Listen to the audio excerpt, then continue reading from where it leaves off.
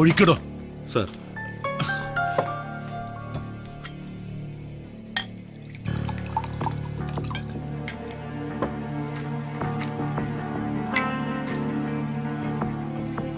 ആ താനാ ജോൺ ഒന്ന് വിളിച്ചേ.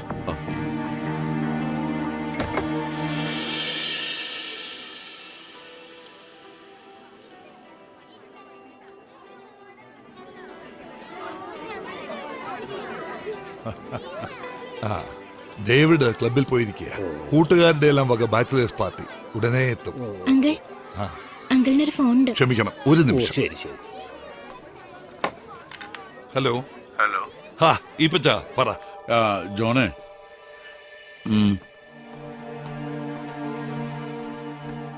എടോ താനൊന്ന് ഇവിടം വരെ വരണം. നമുക്കൊരിടം വരെ പോകേണ്ടി വരും. വരൂന്നല്ല, പോണം. ആലീസ്, ഡ്രൈവറെ കൂട്ടണ്ട, താൻ വണ്ടി എടുത്തിങ്ങ് പോരെ. എനിക്ക് ഓടിക്കാൻ ഒക്കെയല്ല. മനസ്സിലായി.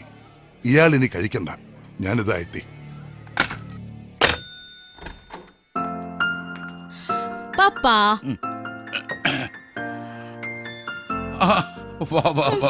My little sweetheart. Not fair papa. ഇവിടെ തനിച്ചിരുന്ന് പെരുമാറുകയാന്നോ? ദേ അവിടെ തിരക്കുന്നു. ഇല്ലടി മോളെ, പപ്പ ഒരു ഡ്രിങ്ക് ചുമ്മാ ഒന്ന് വാമപ്പ് ചെയ്യാൻ വേണ്ടി. ഡേവിഡിന്റെ ഫ്രണ്ട്സ് വിളിച്ച് ഭയങ്കര പ്രശ്നമാ. അവിടെ ക്ലബില് അവരുടെ ബാച്ചിലേഴ്സ് പാർട്ടി. ഞാനൊന്ന് ഡ്രോപ്പ് ഇൻ ചെയ്യണോന്ന്. മമ്മ വിടത്തില്ലാന്ന്. എന്തുവാ ചെയ്യുന്നേ? നീ ആരേലും ഫ്രണ്ട്സിനെ വിളിച്ചോണ്ട് പോയി ഒന്ന് മുഖം കാണിച്ചിട്ട് പോരെ. മമ്മ അറിയണ്ട. ഞാനൊന്ന് വെളിയിലോട്ട് പോയിട്ട് വരാം. ചുമ്മാ ജോണിന്റെ ഒപ്പം ഒരു ചെറിയ പ്രശ്നം. എന്നാ പപ്പ? ഏയ് നത്തിങ് ബിഗ് മോളെ. ചെല്ല്.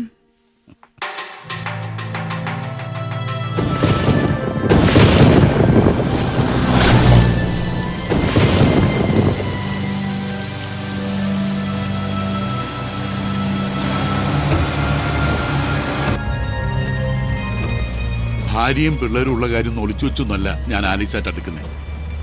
എല്ലാം അവൾക്കറിയായിരുന്നു. ചതിക്കാനായിരുന്നല്ലേ അവൾ കൺസീവ് ചെയ്തെന്ന് അറിഞ്ഞപ്പോ കൊണ്ടുപോയി അബോർട്ട് ചെയ്യിക്കാനോ ഒന്നിനും ഞാൻ നിന്നിട്ടില്ല. നല്ല രീതിയിൽ തന്നെ ഞാൻ പോറ്റുകയായിരുന്നില്ലടോ.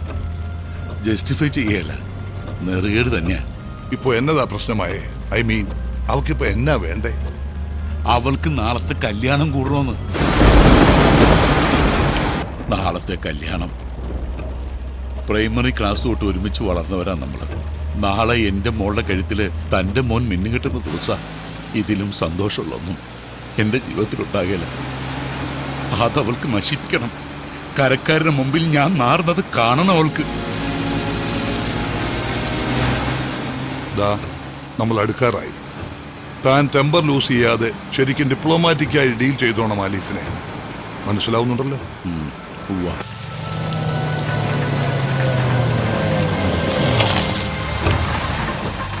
ഇതാരാ? തന്റെ അളിയൻ പോള.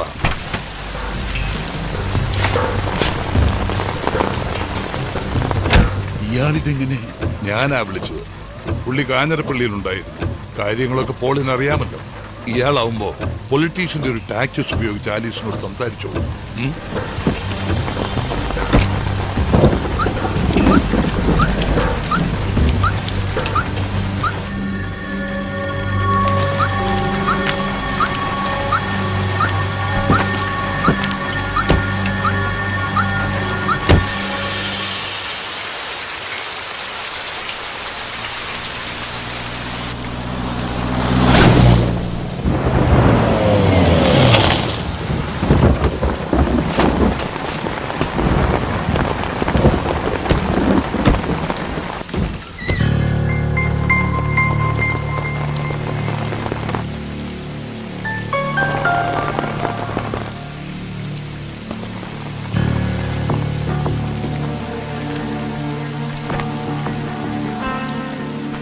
നീ ചെല്ല്, എന്നിട്ട് മയത്തി സംസാരിക്കേ.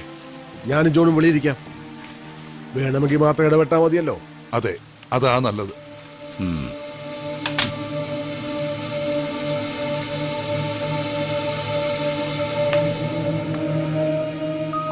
പപ്പ എന്തോ വേണം? ആനി പോയി കിടന്നുറങ്ങാൻ നോക്ക്. ചെല്ല്. നീ എന്നാ തീരുമാനിച്ചു? എന്നതാ ഇപ്പൊ തീരുമാനിക്കേണ്ടത്? യാത്രയുടെ കാര്യം. ഞാൻ നേരത്തെ പറഞ്ഞല്ലോ, കൊച്ചിനെയും കുട്ടി നാട് വിടാന്ന് എന്നെ കിട്ടിയല്ല. നാട് വിടാനോ? നീ എന്നതാ ഇങ്ങനെ? നോക്ക്, ചിക്മംഗ്ലൂര് ഇതിനേക്കാൾ വലിയ ബംഗ്ലാവും എസ്റ്റേറ്റുമാണ്. അത് നിന്റെ പേർക്ക് രജിസ്റ്റർ ചെയ്ത് തരാം. ആ, നാളത്തെ ചടങ്ങ് കഴിഞ്ഞാൽ ഞാൻ ഫ്രീയാ. ഇനിയിപ്പൊ തനിച്ചു പോവാൻ മടിയാണേലേ ഞാനും കൂടെ വരാം. കൂടെ വരണ്ട, അത് നാണക്കേടല്ലേ ഈ പച്ചം ലാണ്ടർക്ക്. വെപ്പാട്ടിയും അതിലുണ്ടായി കൊച്ചിനെയും കൂടി നാട് കടത്താനുള്ള പ്ലാനും കൊണ്ട് വന്നേക്കുവാ. വെപ്പാട്ടിയോ? ദേ, നീ തറഭാഷ പറയരുത് കേട്ടോ. അതല്ലയോ നാട്ടുകാർ വിളിക്കുന്ന പേര്. നാട്ടുകാർ വിളിക്കട്ടെ. ഞാൻ പക്ഷെ അങ്ങനെയാണോ നിന്നെ കണ്ടിട്ടുള്ളത്? അങ്ങനെയാണോ ഞാൻ നിന്നെ ഇതുവരെ നോക്കിയിട്ടുള്ളത്? ഒളിവും മറയില്ലാതെ പറ്റില്ല, അത് നേരാ. എന്നിട്ട് തന്നെ ഇതിപ്പോ കോട്ടയം ടൗണിൽ വരെ എത്തി തുടങ്ങി. എത്തട്ടെ, അറിയട്ടെ എല്ലാവരും. എനിക്കതാ വേണ്ടത്. എന്റെ കൊച്ചിന് 4 ആളിന്റെ വെട്ടത്തിൽ നിന്ന് നിങ്ങൾ അപ്പാന്ന് വിളിക്കാൻ കഴിയണം. അതിനാ ഞാൻ ആ കല്യാണം കൂടാൻ വരുന്നേ. അതിനു പകരം കർണാടകത്തിലോ ഗോകർണത്തോ തോട്ടം എഴുതി തരാന്ന് പറഞ്ഞ ആലീസിന് അത് വേണ്ട. അപ്പൊ നിനക്ക് നാളെ വലിയ പള്ളി നടക്കുന്ന എന്റെ സാറാമുള്ള മിന്നുകെട്ടിന് വരണം, എന്നിട്ട് അവിടെ വെച്ചിട്ട് എന്നെ നാറ്റിക്കണം, അല്ലടി? നാറാണെ നമ്മൾ രണ്ടും കൂടല്ലേ? നിനക്ക് നാറുവാൻ എന്നതാടി ഉള്ളത്? 4 പേര് കേട്ടാൽ അറിയാവുന്ന എന്നെ അഡ്രസ്സാടി നിനക്ക് നഷ്ടം പറ്റാനുള്ളത്. ആ ഇല്ലാത്ത അഡ്രസ്സാണ് ഇനി എനിക്കും എന്റെ കുഞ്ഞിനും വേണ്ടത്. ജയൻ, അളിയനെയും കൂട്ടുകാരനും കൂട്ടി പോവാൻ നോക്കിയേ. ഇനിയിപ്പോ നാട്ടിൽ അലച്ച് പേടിപ്പിച്ചോണ്ട് ഗുണമൊന്നുമില്ല. ഈ അറിവാണിച്ചോട് ഇനിയിപ്പൊ ഞാനും താനും കൂടെ എന്തോ പറഞ്ഞ് മനസ്സിലാക്കാനാ? ഞാനൊന്ന്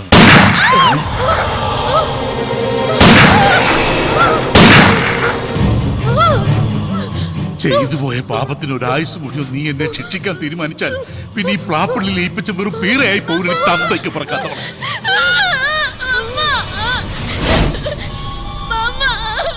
തീർത്തേക്കാം പാപത്തിന്റെ സന്തതി. അതോടെ തീർന്നല്ലോ. എന്നിട്ട് എനിക്ക് പിടിച്ചോടെ ഞാൻ പറയുന്ന കേക്ക്. മാറിച്ചോടെ, പിടിച്ചോടെ.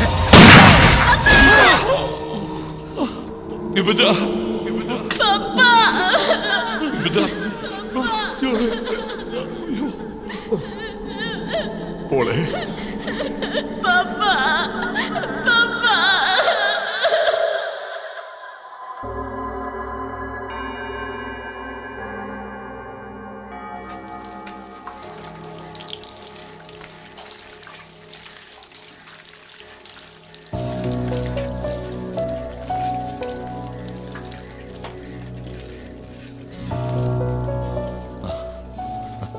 ഒരു പ്രോപ്പർ അഡ്വക്കേറ്റിനെ, അതായത് എഫിഷ്യൻ്റായ ഒരാളെ വെച്ച് കേസ് വാദിച്ചില്ല ചേട്ടൻ എന്നാ കേട്ടത്.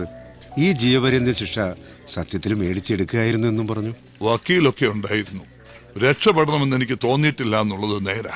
എന്തിന്? അതൊരു കയ്യബദ്ധമായിരുന്നില്ലേ? അതും ആ കുട്ടിയുടെ ജീവൻ രക്ഷിക്കാൻ. അതിനല്ല ഇളക്കറി പിടിച്ചത്.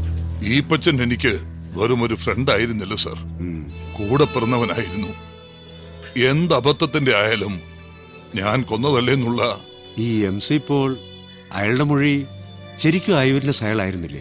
നെഞ്ചുപൊട്ടി ഈ പച്ചൻ താഴെ വീണപ്പോ പോളേന്നാ ഞാൻ വിളിച്ചത്. അവൻ വാ തുറന്നത് ഈ സംഭവ സ്ഥലത്ത് അവൻ ഉണ്ടായിരുന്നു എന്ന് പറയല്ലേ എന്ന് പറയാനായിരുന്നു. Political image. ഇലക്ഷൻ ഡിക്ലെയർ ചെയ്ത സമയമായിരുന്നു. അയാളുടെ മുന്നണിയുടെ ഊഴമാണ് വരുന്നത്. മന്ത്രിസഭയിൽ അയാൾക്ക് സ്ഥിരം റവന്യൂ ഡിപ്പാർട്ട്മെന്റ്. അതിലും വലുതല്ലല്ലോ എന്റെ നിരപരാധിത്വം തെളിയിക്കൽ. പിന്നെ ആ കുട്ടിയുള്ളത് അതിനെ വിസ്തരിച്ചു.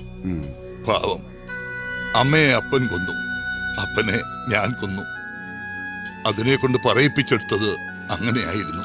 അപ്പോ ഈ 10 വർഷത്തിനിടയിൽ ഒരിക്കൽ പോലും പരോളിന് ശ്രമിച്ചില്ല അല്ലേ? ഇല്ല, കോട്ടയത്തിന് പോവാൻ മനസ്സനുവദിക്കുന്നില്ല. ഈപ്പച്ചന്റെ പ്രസൻസ് ഇല്ലാത്ത ആ പട്ടണത്തിൽ അവിടെ പോയി ഞാൻ എന്നാ ചെയ്യാനാ? ഇത് വളരെ കോയിൻസിഡന്റലാണ് സാർ ഈ കഥകളൊക്കെ ചോദിക്കാൻ കണ്ട ദിവസം. ഇന്ന് ആഗസ്റ്റ് 23. 10 വർഷം മുൻപ് ഈ ദിവസം നടക്കേണ്ടിയിരുന്ന ഒരു വിവാഹം ഉണ്ടായിരുന്നു. എന്റെ മോന്റെയും ഈപ്പന്റെ മോളുടെയും. അത് ഇന്നും നടന്നിട്ടില്ല. അതെന്തേ? കൊച്ചമ്മണി, ഈപ്പന്റെ ഭാര്യ, അവളുടെ വാശി, കെട്ടിയവനെ കൊന്നവന്റെ മോനുമായിട്ട് ബന്ധം വേണ്ടാന്ന്. അവളുടെ വിശ്വാസം ഈ ആലീസുമായിട്ടുള്ള എക്സ്ട്രാ മാരിറ്റൽ റിലേഷൻഷിപ്പ് പോലും എന്റെ സപ്പോർട്ടിലായിരുന്നു.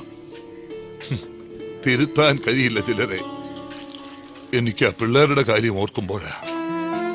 അവര് തിരിച്ചറിവ് വന്ന പ്രായം തൊട്ട് സ്നേഹിക്കാൻ തുടങ്ങിയവരാ. കൊതിയോടെ കാത്തിരുന്ന ഒരു ജീവിതം അത് ഇങ്ങനെയായിപ്പോയി. ഫേറ്റ്.